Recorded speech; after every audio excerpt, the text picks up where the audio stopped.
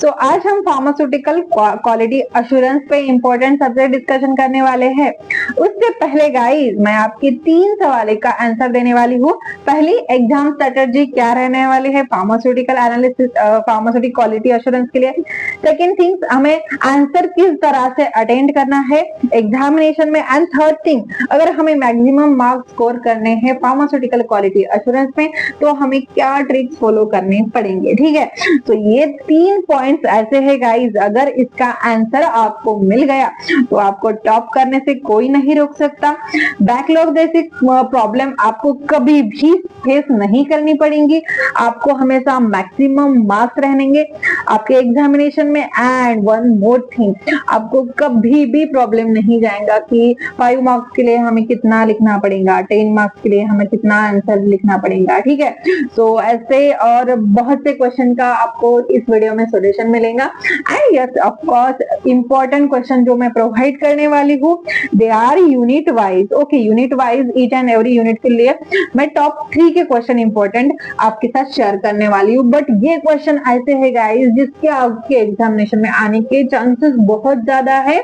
Highly repetitive question है, highly priority question है। ठीक है, पहले डिस्कशन करते हैं गाइस कि एग्जाम स्ट्रेटजी क्या हमें यूज करनी चाहिए फार्मास्यूटिकल क्वालिटी अश्योरेंस के लिए। तो गाइस पहली मोस्ट इंपॉर्टेंट यूनिट कौन से हैं वो देखेंगे, क्योंकि पता है यूनिट नंबर 1, 2, 3, 4 एंड 5 ये 5 हमारे यूनिट रहते हैं। स्टूडेंट क्या करते हैं, डायरेक्टली प्रिपरेशन स्टार्ट करने के लिए बैठते हैं, डायरेक्टली नोट्स लेंगे, पहला पढ़ेंगे, दूसरा पढ़ेंगे, तीसरा पढ़ेंगे, चौथा और 5वां पढ़ते पढ़ते उनकी एनर्जी डाउन हो जाती है और फिर वो बाकी के यूनिट जो रहते हैं उसमें ज्यादा फोकस करते नहीं है।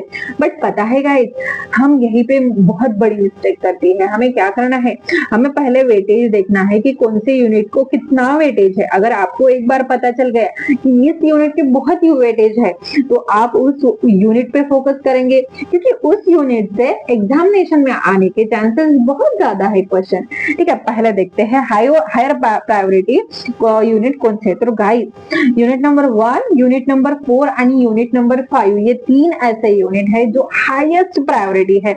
मींस ये ऐसे यूनिट है, इस यूनिट से आपके एग्जामिनेशन में क्वेश्चन डायरेक्टली आएंगे। मैं नहीं कह रही हूँ कि हमारा 3 और 2 इंपॉर्टेंट नहीं है, ईच एंड एवरी यूनिट का हमारा इंपॉर्टेंस है हमारे सिलेबस में। बट एग्जामिनेशन में हम जब रिपीटेटिवली पैटर्न देखते हैं तो इन 3 यूनिट से बहुत क्वेश्चन रिपीटेड होते हैं। ठीक है, तो इसलिए मैं इसे हाई प्रायोरिटी यूनिट कह रही हूँ। स्पेशली यूनिट नंबर 1 से जीएमपी, आईसीएच, क्यूबीडी, टीक्यूएम ये पॉइंट्स बहुत बार पूछी जा चुकी है। यूनिट नंबर 4 से डॉक्यूमेंटेशन, एसओपी, बीएफआर, बीएमआर ये पॉइंट्स इंपॉर्टेंट है, हमें इस पे फोकस करना है। यूनिट नंबर 5 से वैलिडेशन एंड कैलिब्रेशन है और उसके बाद हमारा आता है unit number 2 and unit number 3। ठीक है, तो 5 ही यूनिट तो सेम वेटेज आएगा, बट ये जो 3 है वो हायर प्रायोरिटी है, इसे हमें ज्यादा फोकस करना है, ना कि इस सीक्वेंस से स्टडी करेंगे तो हमारा ज्यादा यूनिट नंबर 4 और 5 पे ध्यान नहीं रहता, बट क्वेश्चन तो उससे ही ज्यादा आने वाले हैं। ठीक है, सो ये स्ट्रेटजी हमें यूज करनी है to get a maximum marks. So unit number 2 से प्रीमाइसिस, पर्सनल कंटेमिनेशन कंट्रोल ये हमें करना है। यूनिट नंबर 3 से जीएलपी एंड क्यूसीटी। ऑफ कोर्स मैं आईएमपी देने ही वाली हूँ, so don't you worry about that. अब बारी आती है कि हमें क्वेश्चन का आंसर कैसे लिखना है। तो right answer in a flow chart plus heading guys. अगर आप आंसर लिख रहे हो तो आपको प्रॉपर हेडिंग लिखना है। ठीक है, एंड ट्राई करो कि फ्लो चार्ट लिखेंगे। अब बोलेंगे कि नोट्स में तो फ्लो चार्ट नहीं दिया है तो हम फ्लो चार्ट कैसे लिए, तो आप लिख सकते हो गाइस। मैं सच में बता रही हूँ, I was a topper in my college. ठीक है, एंड मैं मेरा आंसर फ्लो चार्ट में ही लिखते हो। उससे क्या होता है कि हम पॉइंट वाइज लिखते हैं, देन एरो करके second point, third point, then arrow at the end हम कंक्लूजन। उससे क्या होता है कि हमारा वेटेज इंक्रीज होता है। वेटेज तो हमें इंक्रीज ही करना है, बट हमारा क्वालिटी भी इंक्रीज होता है हमारा पेपर का। ठीक है, so it gives you maximum marks and it attract examiner. ठीक है, सो वो अगर चेक करेंगे तो वो पहले फ्लो चार्ट चेक करेंगे एंड देन थ्योरी रीड करेंगे। फिर ऐसा नहीं, अगर आपने फ्लो चार्ट लिखा है तो थ्योरी नहीं लिखेंगे, थ्योरी थ्योरी तो लिखना ही है, बस फ्लो चार्ट एंड हेडिंग पे बहुत ज्यादा फोकस करना है, ठीक है। एग्जामिनर को एक्चुअल में पेपर में क्या होना गाइस, तो उसे पॉइंट वाइज आंसर होना, बट स्टूडेंट क्या करते हैं, बहुत लेंथी लॉन्ग पैराग्राफ लिखते हैं, पॉइंट वाइज उसे नहीं लिखते, क्योंकि उनको तो पता है हमें बल्क लिखना है, बट एग्जामिनर को बल्क नहीं होना, उसको पॉइंट वाइज आंसर होना, ठीक है। इसलिए बहुत बहुत बार ऐसा होता है कि एग्जामिनेशन तो सब देते, बट सबको अच्छे मार्क्स नहीं मिलते, सब टॉप नहीं कर सकते, ठीक है। अगर आप ये स्ट्रेटेजी यूज करते हो तो आप भी टॉप कर सकते हो, आपको भी एग्जामिनेशन में बहुत ज्यादा मार्क्स मिलेंगे, ठीक है। अगेन फ्लो चार्ट निकालो, मैं बार बार कह रही हूँ, flow chart most important. Need heading proper लिखो, सब हेडिंग प्रॉपर लिखो, and then diagram and tables. अगर आपको लगता है कि डायग्राम एंड टेबल्स निकाल के आप आपका टाइम वेस्ट कर रहे हो गाइस, तो आप बिल्कुल ही रॉन्ग हो। Diagram and table is equal to your extra marks, ठीक है, ये आपके एक्स्ट्रा मार्क्स डिसाइड करते हैं, ठीक है। टॉपर स्टूडेंट क्या करते हैं, वो यही फंडा यूज करते हैं एंड टॉप हो जाते हैं। आप भी कर सकते हो, बस एक बार यूज तो करो।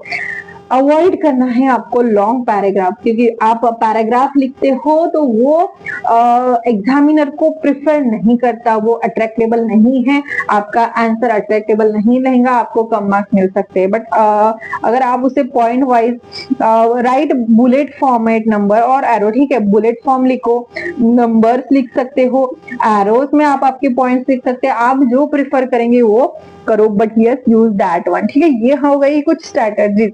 अब आप बोलोगे गाइस कि मैम हमें अगर मैक्सिमम मार्क्स लेने हैं एग्जामिनेशन में तो हमें क्या करना होगा, क्योंकि आईएमपी सबको मिलते हैं, सब 6th सेमेस्टर के स्टूडेंट ये वीडियो देखेंगे, बट सबको नहीं गिरते। क्यों नहीं गिरते, तो वो कुछ ऐसे ट्रिक और उनका जो आंसर है गाइस वो प्रॉपर रिप्रेजेंटेबल नहीं कर सकते, इसलिए उनको मैक्सिमम मार्क्स नहीं मिलते।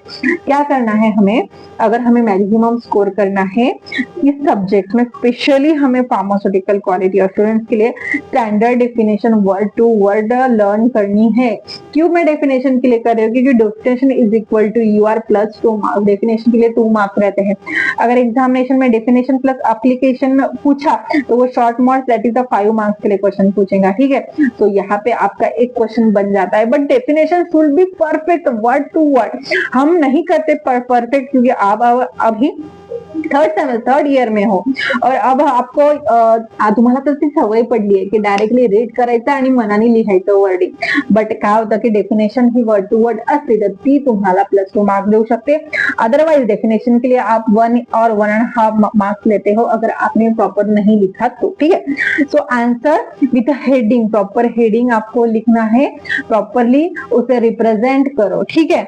आफ्टर दैट गाइज आपको कीवर्ड्स को अंडरलाइन करना है। बहुत बार स्टूडेंट क्या करते हैं, पॉइंट्स लिख के चले जाते हैं, पैराग्राफ बड़े बड़े लिख के चले जाते हैं, अंडरलाइन करना भूल जाते हैं, बट इससे क्या होगा कि आपको एक्स्ट्रा मार्क्स मिलने के चांस है। अब एक्स्ट्रा मार्क्स कैसे मिलेंगे मुझे बताओ, आप अंडरलाइन किएंगे तो मार्क्स देंगे, नहीं लेंगे तो नहीं मार्क्स देंगे, ऐसा होगा क्या? नहीं, ये नहीं होता। होता क्या है एक्चुअल में, अगर आपने बहुत बड़ा ऐसा बल्क लिखा, ठीक है, और क्या होगा अगर यहाँ पे अगर आपने अंडरलाइन किया तो एग्जामिनर वहां पे फोकस करेगा और देखेगा हाँ इस पर्टिकुलर स्टूडेंट को ये पर्टिकुलर टॉपिक का नॉलेज है, तो वहां पे आप एक्स्ट्रा मार्क्स देते हैं, ठीक है। तो ऐसे आप मार्क्स अचीव कर सकते हैं। मेंशन एग्जांपल वेरेवर पॉसिबल, जहाँ पे पॉसिबल है वहां पे एग्जांपल लिखो। डॉक्यूमेंटेशन एंड वैलिडेशन वाले जो क्वेश्चन है वो प्रॉपरली अटेम्प्ट कराइए, आपके मैक्सिमम मार्क्स दे सकते हैं। एंड शॉर्ट नोट्स वाले जो पॉइंट्स असतात ते तुम्हाला कधीच मिस करायचे नाही है। एंड वन मोर थिंग, ये क्यूए वाला ऐसा सब्जेक्ट है गाइस जिसमें हमें मैक्सिमम स्कोर कर सकते हैं। Is the one of the easiest scoring pharmacy subject if representation is good. अगर आपने रिप्रेजेंटेशन अच्छे से किया then it give you maximum marks, ठीक है। ये तो हो गया हमारा बेसिक थिंग जो आपको चाहिए था। अब गाइस यूनिट नंबर 1, 4, 5 हमारे लिए इंपॉर्टेंट है, सो डिस्कशन करेंगे कि कौन कौन से टॉपिक, कौन कौन से क्वेश्चन है जो बार बार एग्जामिनेशन में पूछे जाते हैं, ठीक है। यूनिट नंबर 1 मोस्ट इंपॉर्टेंट है, हायर प्रायोरिटी है, हम each and every unit discussion करेंगे।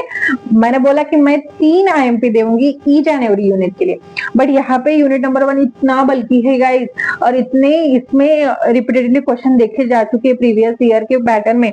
अगर आपने कुछ साल के पेपर देखे तो इस चैप्टर में, इस यूनिट में बहुत ऐसे क्वेश्चन है जो बार बार पूछे जा चुके, सो मैंने यहाँ पे कुछ एक्स्ट्रा लिखे हैं सेफर साइड के लिए। तो पहले क्वेश्चन डिस्कशन करते हैं। क्वेश्चन पहला है guys, explain quality assurance, quality control and GMP, ठीक है, good manufacturing practices.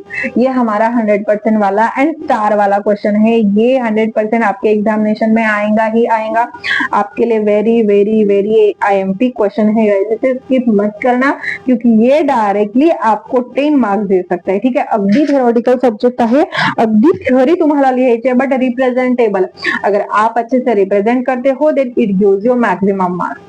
Second important question है गाइस जो बार बार एग्जामिनेशन में पूछा जा चुका है, that is the total quality management, जिसे हम TQM कहते हैं, एंड इट्स एलिमेंट। ये बहुत बार एग्जामिनेशन में पूछा जा चुका है, ये शॉर्ट नोट्स के लिए और 5 मार्क्स के लिए एग्जामिनेशन में पूछेगा, ठीक है। सो आप प्रिपेयर करके लिखो, वो कुछ भी पूछ सकता है फ्रॉम यूनिट नंबर 1। मैंने पहले ही बताया कि this is the most important one.